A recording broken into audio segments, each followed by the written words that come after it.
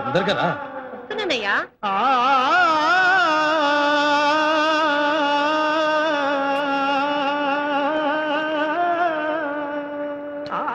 రమ్మంటుంటే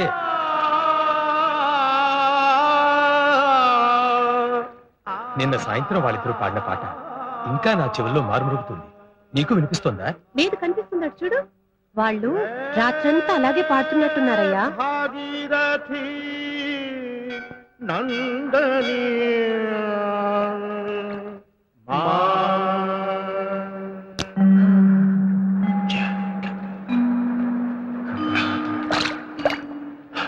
नमस्कार। आप कल शाम से अभी तक यही गा रहे हैं? हाँ రంగా, నే వెళ్ళి పూజారిని కలిసి వస్తాను. నువ్వు ఈలోగా సామాన్లు విసర్ది. అలాగే అన్నయ్య. అయితే మీరు తెలుగు వారన్నమాట. తెలుగే మాట్లాడారు కదయ్యా. ఎవరు? విజయనగరం వారు మా అన్నగారు శ్రీరంగం శ్రీనివాసాచార్యులు. నా పేరు రంగా. నా పేరు సుబ్బలక్ష్మి అండి. మీరిక్కడ మా తండ్రి గారు పోతే అస్థికులు నిమజ్జనం చేయడానికి వచ్చాం. అలాగా. మాది హైదరాబాద్ అండి. నేను మా ఆవిడ తీర్థయాత్రలు చేస్తూ ఇక్కడికి వచ్చాం. అవును, మీరు తెలుగువారు అయ్యండి హిందుస్థానీ సంగీతాన్ని ఇంత అద్భుతంగా ఎలా పాడగలుగుతున్నారు? మేము విజయనగరంలో కర్ణాటక సంగీతం నేర్చుకున్నాం. శాస్త్రీయ సంగీతంలో డిగ్రీలు కూడా తీసుకున్నాం. మా అన్నగారు హిందుస్థానీ సంగీతం మీద ఉన్న మక్కువతో ఉస్తాద్ అలీ ఖాన్ దగ్గర 2 ఏళ్ల పాటు హిందుస్థానీ సంగీతం నేర్చుకున్నారు. చూస్తుంటే మీరు సంగీతాభిమానంలో ఉన్నారే. మా ఆయన మామూలు అభిమాని కాదండి, వీరాభిమాని. ఎక్కడైనా సంగీతం అంటే చెవులు కోసుకుంటారు. ఈయన ముక్కునూరు కూడా కోసుకుంటారండి. దాని మాటకేం గాని నాకు సంగీతం అన్నా సంగీత కళాకారులన్నా చాలా గౌరవం. అవునండి. ఏదో మీ బోటి వాళ్ళు తప్ప ఈ రోజుల్లో శాస్త్రీయ సంగీతాన్ని ఆదరించి అభిమానించే వాళ్ళు ఎంతమంది ఉంటారు చెప్పండి. ఇప్పుడంతా పాప్ అని ర్యాప్ అని.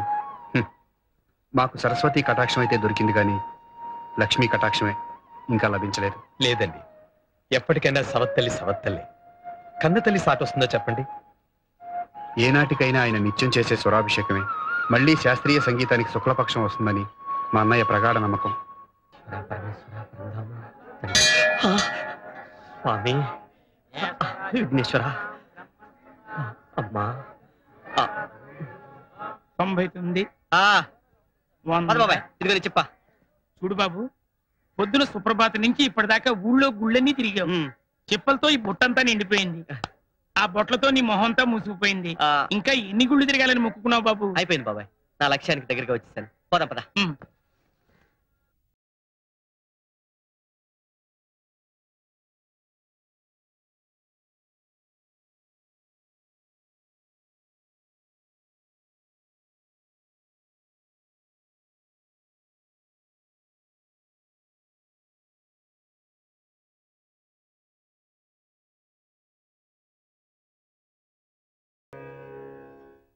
ఇన్ని గుళ్ళు తిప్పుతామని తెలిస్తే ట్యాంక్ ఫుల్ చేయించేవాడిగా. ఇదే ఆఖరి దేవాలయం బాబాయ్.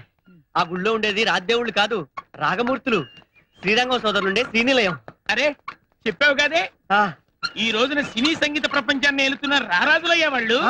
వాళ్ళని ప్రాధాన్యపడి ప్లేబ్యాక్ సింగర్ గా ఆశీర్వాదం పొందాలనే ఇవాళ ముహూర్తం పెట్టుకున్నా. అలాగా వదిన, ఈ రోజు కొత్త పిక్చర్ రికార్డింగ్ ముహూర్తం. ఆశీర్వదించు. అంత పెద్ద దేవుడే ఆశీర్వదించాడు కదయ్యా.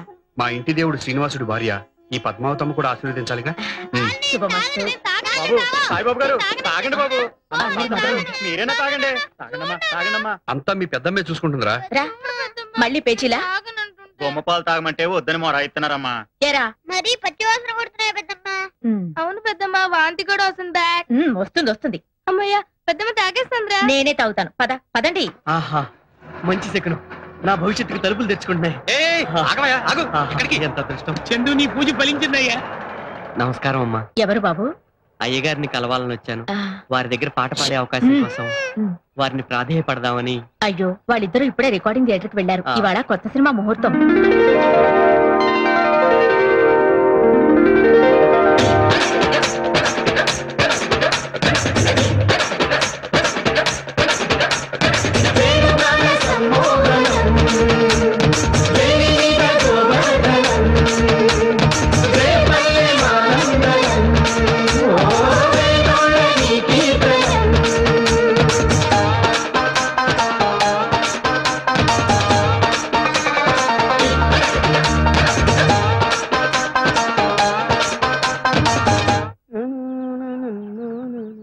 ఇదిగో పొద్దు నుంచి కూర్చున్నావు.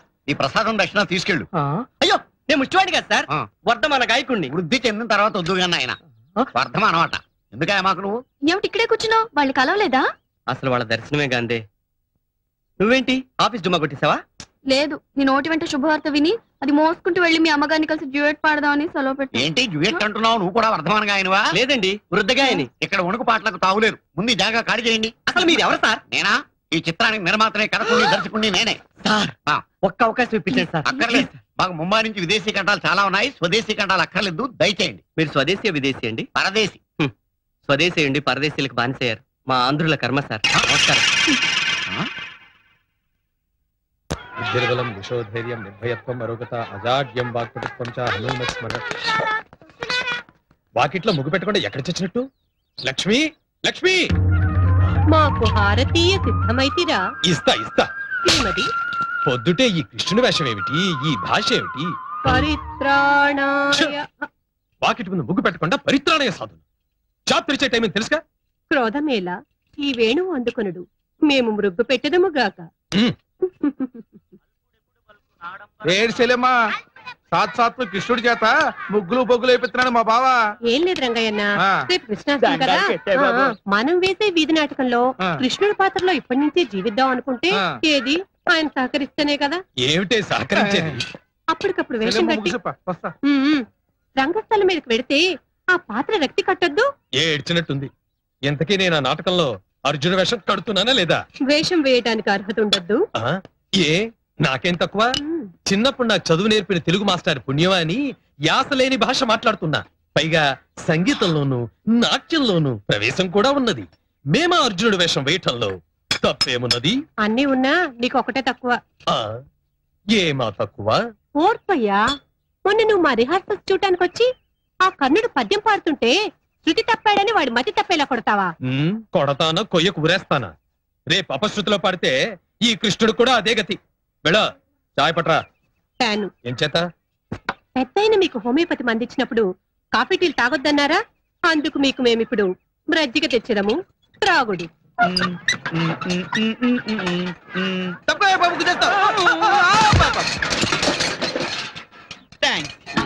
సార్ సార్, నా బిందె. నీ బిందెనయ్యా? అది నా బిందె. నీ బిందె అన్నాను కదా. నీ బిందె నాకెందుకు ఇచ్చా? నీ బొందా నా చెప్పులు. సార్ నా ప్యాకెట్ సార్. నీ గరిట్లా అయ్యో ఇలా ఇరిచిపోయింది. మెల్లగా వచ్చే గరిట అయిపోతుంది.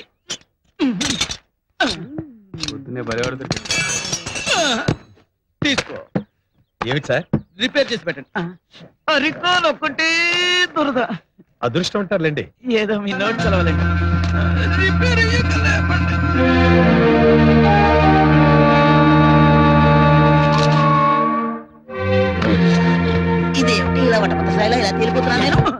ఏమిట్రా? చెప్పులు కట్టుకురావడానికి నీకు ఈ పేపర్ దొరికింది. మరి ఇంకే పేపర్ లో కట్టుకురావాలో? అప్పటికి అబ్బా, చెప్పులు కుట్టుకున్నారా? నన్ను కొట్టుకున్నారా? మళ్ళీ అలా మీద మీద వస్తారేంటండి? ఇదేమన్నా మర్యాద? ఎవరనుకుంటున్నావు? ఎవరు వాళ్ళు? దేవుడు. ఎలా తెలుస్తున్నా? తెలుసు. తెలిసే లోపల ప్రాణాలు పోయేలా. నీళ్ళే తీస్తా. కృష్ణ ముకుందా. పిచ్చుక మీద నాని బ్రహ్మాస్త్రము శరణు వేడిన వారిని విడిచిపెట్టుట క్షాత్ర ధర్మమయ్యా. బతికిపోయావు. ఇదిగో నేను వెళ్ళి పెద్దయ్య గారి క్యాసెట్ కొనుక్కొని వస్తాను. జాగ్రత్త కొట్టు. మళ్ళీ మీరు కొడతారా? కొట్టంటే మా కొట్టయ్యా. నా మీద మా ఆయనకి ఎంత ఆవేశమో. అయ్యో, ఒంటి నిండా దెబ్బలే. లేదమ్మా, దెబ్బల మధ్యలోనే ఇంత ఒళ్ళుంది. అవును, ఇంతకీ నువ్వేం తప్పు చేశావు? ఆ పేపర్ లో పాత చెప్పులు కట్టుకొచ్చానమ్మా.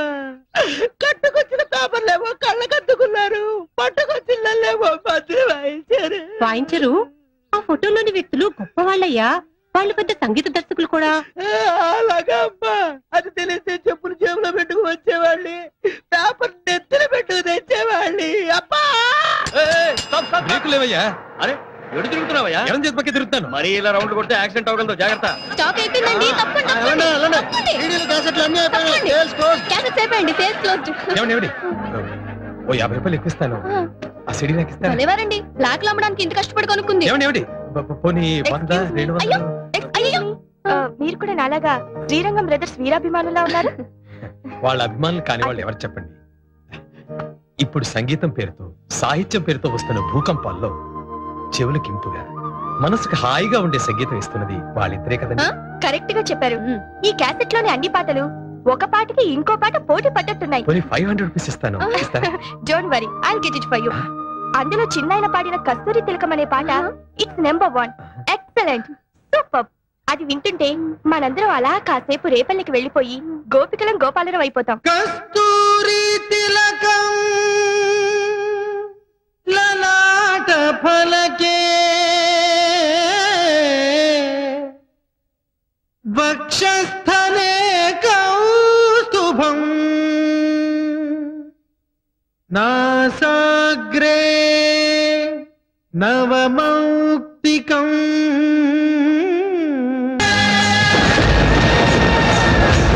అబ్బబ్బబ్బా, ఇక్కడ కూడా ఈ గొడుగు ఎందుకు? అది సర్లేరా, పెద్ద పెద్ద డిగ్రీలు అలోపతి డాక్టర్లకి అంతు పట్టాలి నా రోగం. ఈ పెద్ద ఆయన వల్ల అవుతుందంటావా? అవుతుంది కనుకనే ఇక్కడికి ఇంతమంది వైద్యానికి వచ్చింది. నువ్వు నస పెట్టకుండా అలా కూర్చో.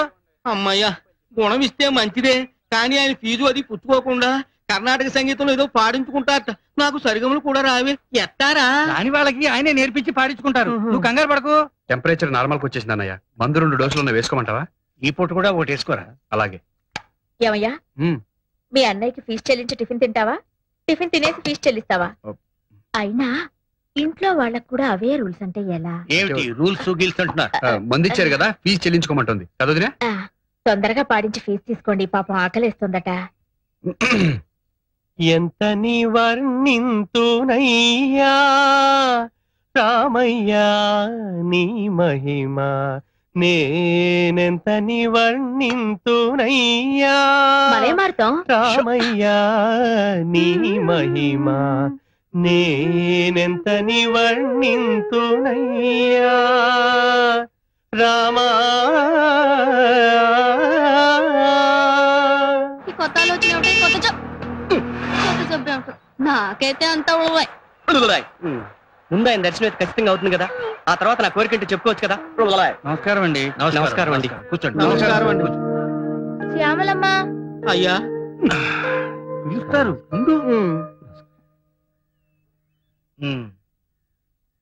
ఎలా ఉంది ఇప్పుడు?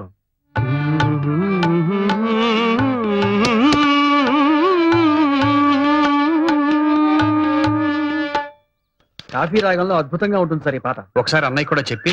ఏమిటన్నావు? అదే సార్, నా కళ్ళలో ఏదో ప్రాబ్లం ఉన్నట్టుంది.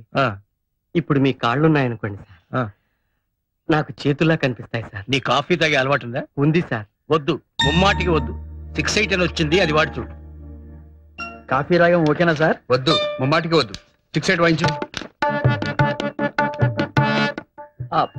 ఇప్పుడు ఎలా ఉంది? ఇంతకు ముందే బెటర్ గా ఉండేది సార్. ఊరకంటితో చూస్తే ఒక రకంగా, స్ట్రైట్ గా చూస్తే ఇంకో రకంగా కనిపిస్తుంది సార్.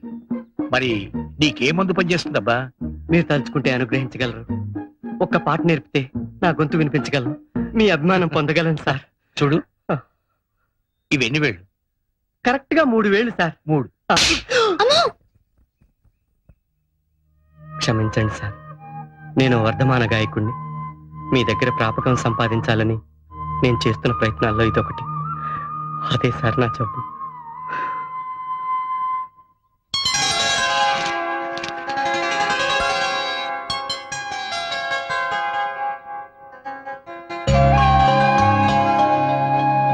ఏంటయ్యా చింపేసిన కాగితాన్ని పట్టుకొని ఆలోచిస్తున్నావు?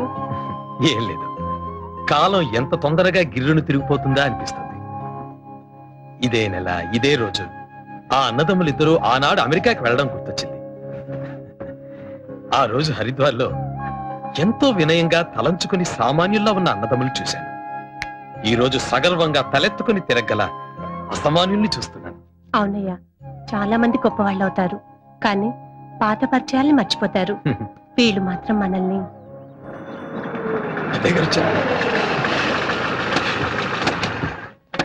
నమస్కారం. అమ్మా రండి, తర్వాత రండి, పరిచయం చేస్తాను. చూడండి అయ్యా, మీరు వచ్చినందుకు ఎంత శోభ వచ్చిందో మా ఇంటికి. ఎలా ఉంది వీరయ్య నీ ఉపసం? పెద్దయ్య గారు మందిస్తున్నారు కదయ్యా, ఆయనుండగా నాకే భయం. కూర్చోండి అయ్యా, కూర్చోండి. ముందు మీ దంపతులు ఇద్దరు కూర్చోండి అయ్యా. రావయ్యా,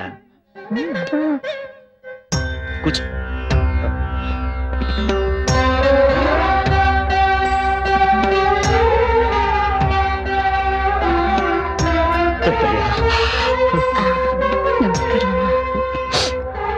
ఏంటయ్యా ఇది? అయ్యా ఏంటయ్యా ఇది? ప్రతి సంవత్సరం ఈ రోజు గుర్తుంచుకుని వచ్చి ఇలా చేస్తూ ఉంటే నాకు ఎట్టగా ఉంటుందయ్యా, ఎట్టగా ఉంటుంది. మీరు మాకు చేసిన సహాయానికి జీవితాంతం ఏమిచ్చినా రుణం తీర్చుకోలేదు. అవును వీరయ్య. ఇందులో నేను చేసిందే ఉందయ్యా. కూర్చుంటయ్యా. మీలో ప్రతిభ ఉంది. ఆ ప్రతిభకు భగవంతుడే ఓ దారి చూపించాడు. అదే నీ సంస్కారం వీరయ్య. మా అన్నగారికి ఎప్పటి నుంచో ఉన్న కోరిక నువ్వు తీర్చలేదన్న బాధ అలాగే ఉండిపోయింది. ఈసారి మాత్రం కాదంటానికి వీల్లేదు. అదే కదా బాబు, నా చేత ఓ పెద్ద షాప్ పెట్టించాలని, నాకు పెద్ద ఇల్లు కొనివ్వాలని. అది నీకిచ్చే ప్రతిఫలం కాదు వీరయ్య, మా తృప్తి కోసం. వద్దయ్యా, ఈ కుచేలటింటికి ఇలా శ్రీకృష్ణ పరమాత్ముడు వస్తున్నాడంటే నేనెంత సంతోషపడిపోతున్నానో, ఎంత గర్వపడిపోతున్నానో. ఈ బంధం ఇలాగే శాశ్వతంగా ఉండనండి పెద్దయ్యా. ప్రతి సంవత్సరం నువ్వు ఇలా ఇస్తుంటే మేం మాత్రం కాదనకూడదు. అయ్యో ఎంత మాట. ఏమండి, సాయంత్రం ఫంక్షన్ కి మేము రెడీ, ఇక మీదే ఆలస్యం. అవును వీరయ్య, ఇవాళ సాయంకాలం ప్లాటినం డిస్క్ రిలీజ్ ఫంక్షన్ ఉంది, మీ ఇద్దరు తప్పకుండా రావాలి. నువ్వు కూడా రెడీ అయితే అందరం కలిసే వెళ్దాం. తీసుకెళ్ళు రండి. రా. ఏంటి అందరి ముందు బతిమాలించుకోవాలా? ఏంటే మరి రాయ్యా. ఏంటి రమ్మంటుంటేను?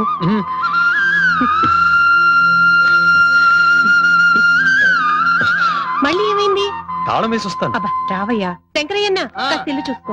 బ్రహ్మాండంగా ఉన్నావు, బయలుదేరు.